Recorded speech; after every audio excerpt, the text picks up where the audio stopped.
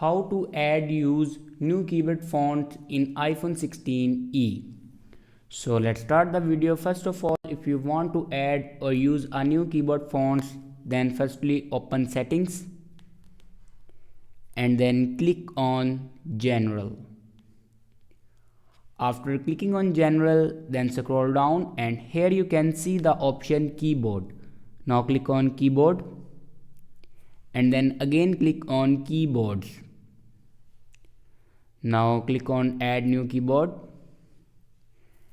and here you can select third party keyboard and then click on done.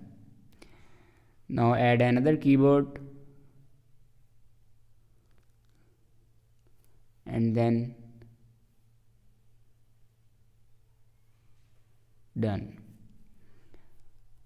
After doing these steps, then go back to your home screen and open your keyboard. Now here you can see the global icon. Now here you can change your keyboard fonts like that.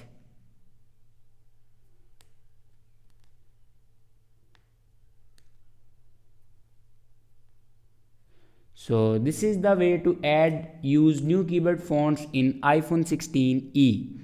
I hope this video is helpful for you. Thanks for watching.